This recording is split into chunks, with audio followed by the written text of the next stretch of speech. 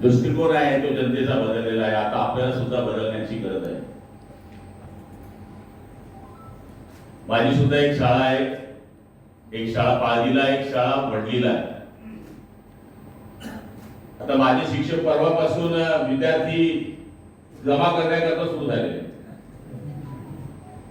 मी आताच आपले दोघा अधिकाऱ्यांशी बोलत होतो की म्हणजे आता आपली 15 जूनला शाळा सुरू होणार आहे.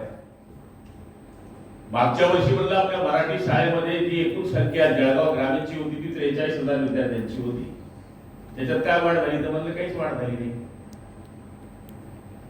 आम्ही जसे पक्षाचे लोक फोडतो तसे तुम्ही पोरं फोडले पाहिजे.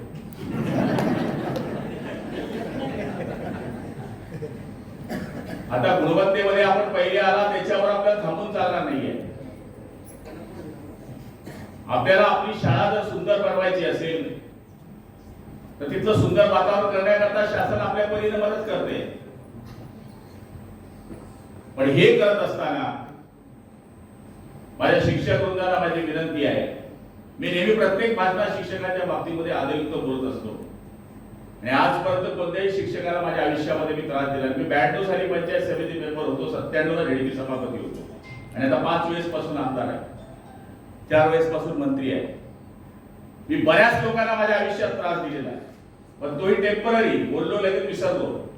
पण शिक्षकाला मी कधीच त्रास दिलेला नाही, कारण त्याचं आमच्या मनामध्ये एक वेगळं स्थान आहे. त्यामुळे आता तुम्हाला शाळा वाचवायची आहे. तुम्ही तुमचं आयुष्य चांगलं सुकर केलेलं आहे, पण मागं डीएड ट्रकाचे ट्रका भरून पडलेले आहेत. जर आपण नुसती पटसंख्या टिकवू शकलो असतो या महाराष्ट्रात तर 50,000 डीएड मुलं आज नोकरीला लागले असते. पटसंख्या का टिकत नाही? या मोजक्याच शाळेला का आदर्श शाळा म्हणून मिळाली?